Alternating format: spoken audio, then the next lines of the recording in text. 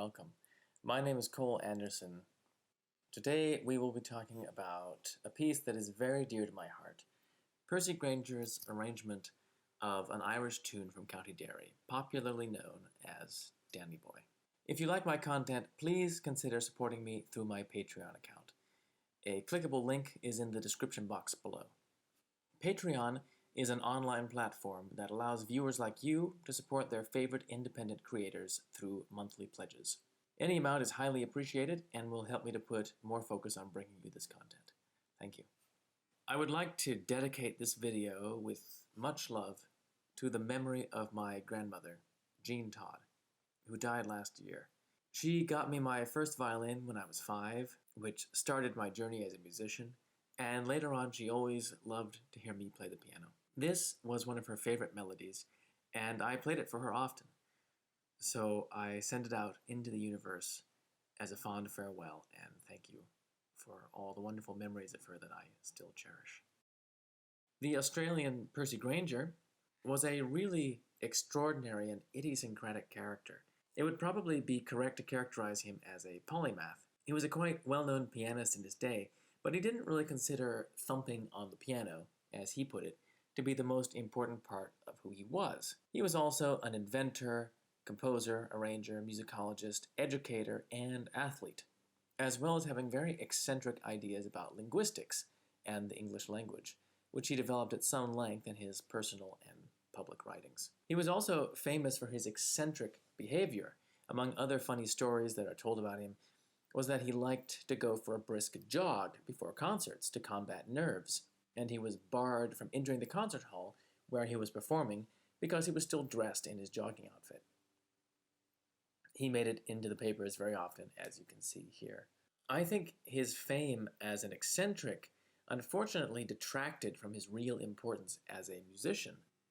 He was one of the very first musicians in the 20th century to make a concentrated effort to collect and preserve folk melodies.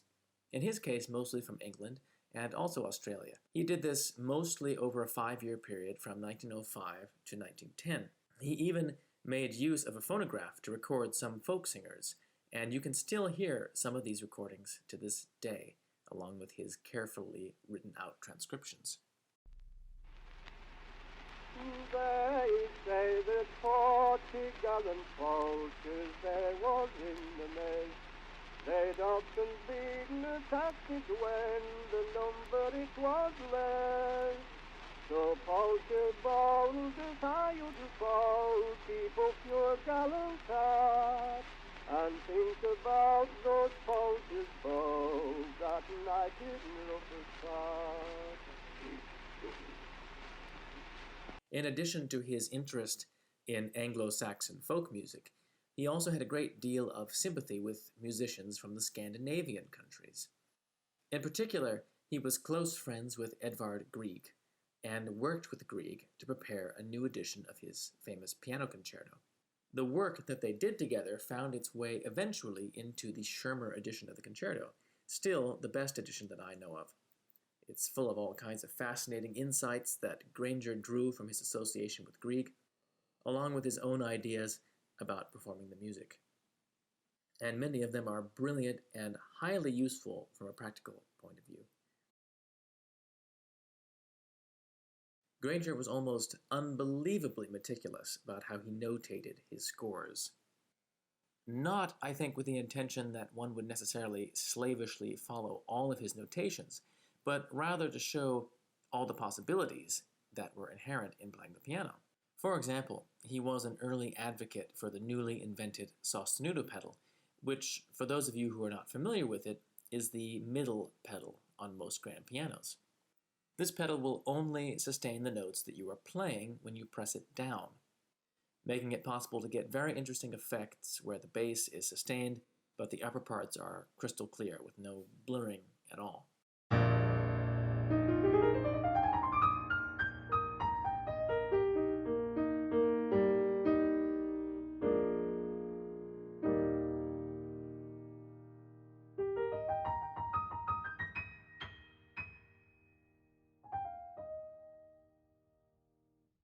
Grainger included detailed instructions for how to use it in his works, and he firmly believed that it was necessary for the contemporary pianist to develop a technique with the left foot of being able to cover both the soft pedal and the sostenuto pedal at the same time, so that all three pedals could be used simultaneously or in any possible combination. Not easy if you are wearing high heels, of course. Grainger usually wore hiking boots to his concerts. In addition, he was fascinated by voicing. Not a lot of teachers and pianists really talk about voicing very much, at least not in a very in-depth way.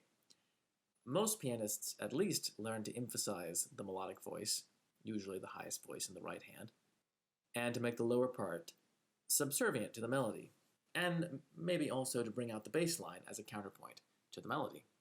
Grainger, though, took the idea of voicing much farther.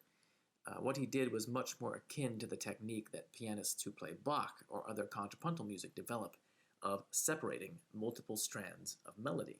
In an interview, he recommended this exercise, in which you would practice bringing out different notes in a chord to develop the ability to balance voices in a variety of ways. This arrangement is a perfect example of his approach. The first time hearing the tune, the melody is hidden in the inner parts of the texture and passed back and forth from left hand to right hand, while a complex and lovely tracery of subsidiary countermelody weaves around it. Then the second time through the tune, it moves to the soprano, but a new and very poignant countermelody is introduced that takes center stage and must be expertly balanced against the original tune. Frequently, the two voices are occurring in the same hand at the same time. This same arrangement by Grainger also exists in no less than 4 other versions by the composer, the most famous being his arrangement for military band. Grainger was also renowned as a composer for winds and brass. But there's also a version for a cappella chorus, string orchestra, as well as an orchestral version with flexible scoring. For Grainger, it was very important to make his music accessible in many different mediums. As for the tune itself, it was first transcribed by Jane Ross, who heard it performed by an unknown itinerant musician sometime in the 1840s or 50s, and submitted it to the Petrie Collection of the Ancient Music of Ireland, which was published in 1855. But the melody actually goes back much farther than that. There is an early form of the melody transcribed in 1792, based off of a performance by a famed Irish harper called Dennis Hampsey. In that version, it was called The Young Man's Dream.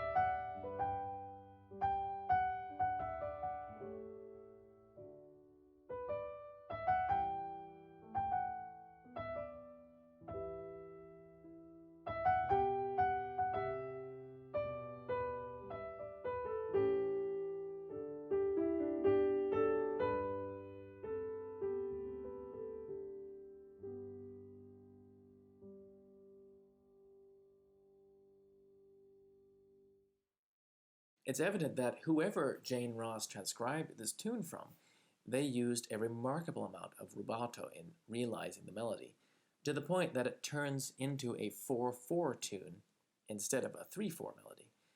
Further, some of the melodic stress is shifted, and also they added a high point in the last third of the tune. Perhaps this was just a change that happened gradually among folk performers over the years from 1792 to 1855, or that particular musician may just have had their own very special way to realize that particular melody. At this point, there's no way to know for certain. One of the things that I really love about this arrangement is that it is a perfect example of what I would call artless art. The melody is perfectly accessible, and it is set so as to highlight rather than distract from its basic character. In fact, you would never know, only from listening to this piece, how complex it is and how much effort it takes to make it sound beautiful. Grainger's folk song arrangements are all like that. They will appeal to any music lover, but they also satisfy the most demanding connoisseurs with the exquisite care with which they are put together. I'll be posting more arrangements by Grainger in the future, as well as his original works, so keep an eye out for those. So please listen to the performance, and don't forget to like, subscribe, leave a comment, and also consider supporting this project through patreon.com. Thanks.